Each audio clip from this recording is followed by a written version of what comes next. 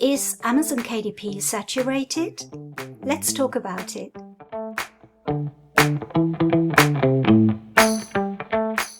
Hello home bosses, my name is Nuria Corby from thehomeboss.com. Welcome to my channel, which is all about helping you to make money online. And in today's video I want to talk to you about whether KDP is saturated.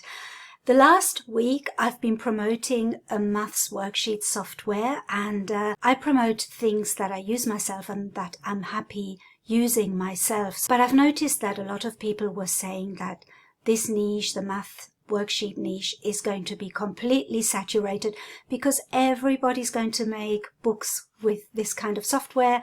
And I can understand why people say that, because in the past, I was one of them. I'm not just this person talking on YouTube to you and promoting these things. I'm also somebody who makes low content books. And I watch videos and I watch people promoting other tools. And I used to think, oh, this is going to be saturated. By the time everybody has bought the software, there will be no way that we can make books in that niche. And I think that was a big mistake on my part, because having been making low content books now since 2019, I started, I've noticed something that I hope I can make you understand as well. And that is that Amazon can never be saturated. And people say this about all kinds of niches. Oh, that niche is saturated. You won't be able to make any money in this niche because it's too competitive. There are all sorts of things people say about Amazon, and the one that I hear the most is that it's saturated. I think that this is to do with mindset, because if you have that kind of mindset and you go into this business thinking that it's saturated, then unfortunately I don't think this business is for you, and you won't be able to succeed because your mind is already in that kind of mindset that this isn't going to work. And I think that is the worst thing you can do, because if you think from the beginning this isn't going to work, then you're in trouble. And also if you're thinking that only particular niches are going to work, because I get a lot of people asking me, can you give me a niche? And it doesn't work like that. You have to research your niches, of course you do. And if you can find a niche that has low competition and high demand, so much the better. But you can't let that stop you from creating books. You can't let a competitive niche stop you from creating books. Let's take the maths worksheet niche, for example. My husband and I were beta testers for the software for a little while before the software launched. And he has just joined me in the business. He's now creating low content books. He started about 3 weeks ago or something like that. So he hasn't been doing it for very long. And when we were testing the math software, we thought, let's make a book, see how it works. Let's go through the process from start to finish and let's see what we can do. And I didn't help him. He made this book all by himself. And you have to remember, he's a beginner. He has never made books before. He made a book before the maths book, but it was an easier book to make, because the maths book they are quite difficult to make. You have to research the niche. You have to research what grade or what age range you want to target for the children. So when it comes to the math worksheet niche or any niche in education, there is a lot of research involved. So he did all that, and then he created the book using the software according to the niche that he chose. And I'm so proud of him, because the book is on page 1 in the UK and it has made sales. So I honestly believe this isn't saturated, and I tell you why as well. I think if you're creating books that are the same as the books that are already on Amazon, say for example, as an example, the maths niche, if you're going to make books that are the same as the ones that are already on Amazon, it's going to be hard to compete with them. So what can you do? What can you do to compete in a market that you think is saturated? It's not saturated, and the reason it's not is because there are sub-niches, there are smaller niches that you can target where there is still more demand because nobody else is making books in that niche. or nobody else is creating books that are unique in that way, that are different. So he chose a niche that was quite popular, but he concentrated on the cover. So you can do it both ways. You can either make your cover really stand out, or you can choose a really good niche that is very targeted. And that is the other way. You can elevate your books to stand out from all the others on Amazon. So there are different ways of doing this, but don't say that Amazon is saturated, because it's not. It's like, imagine you're walking into a market and everybody is selling fruit, vegetables, potatoes, oranges, bananas, and you look at that market and you think, this market is saturated.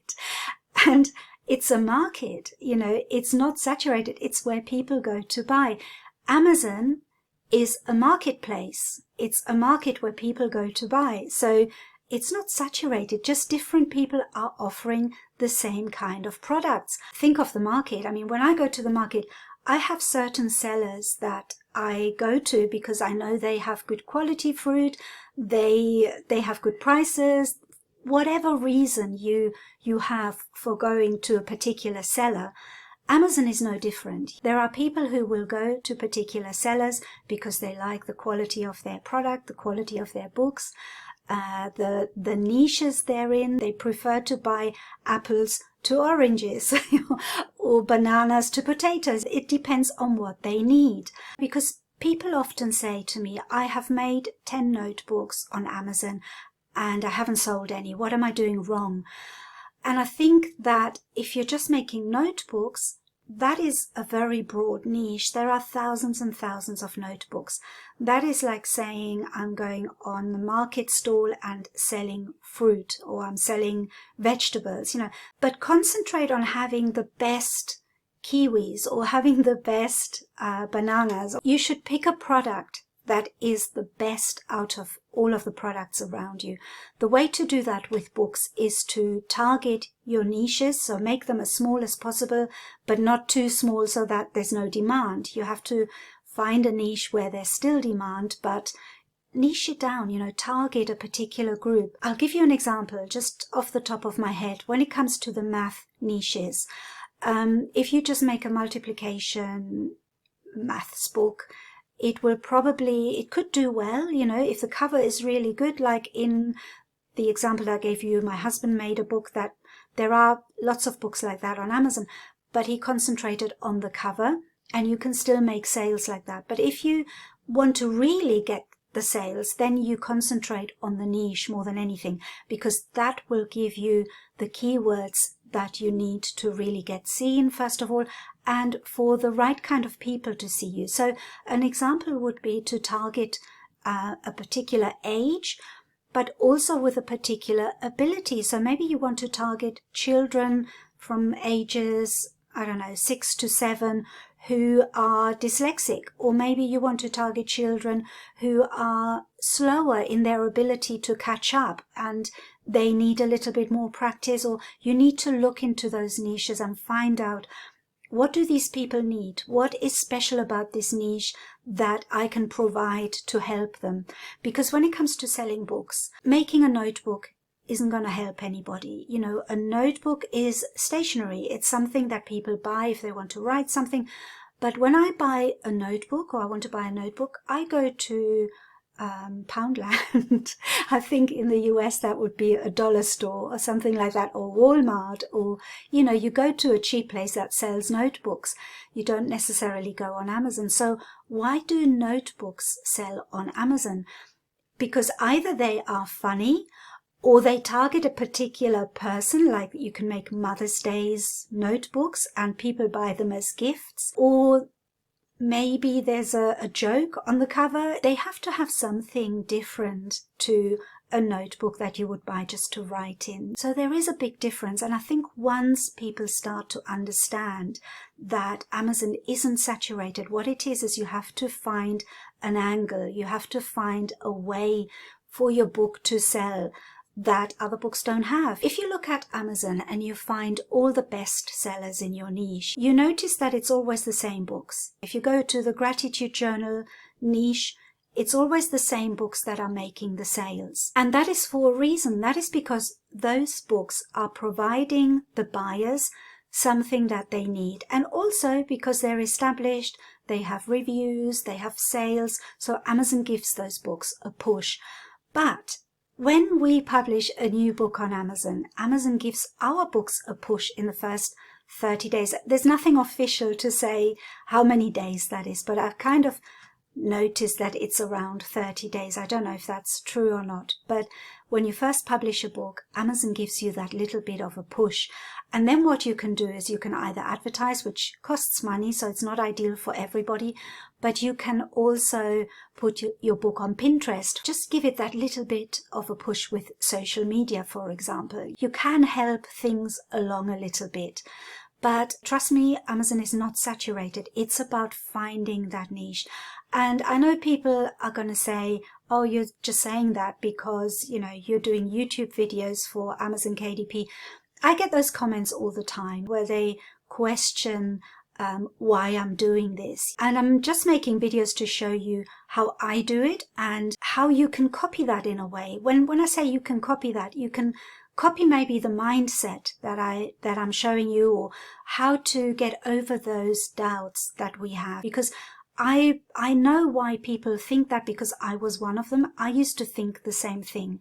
When I see all those books on Amazon, I think, how can we ever sell a book there? Because there are so many on there already.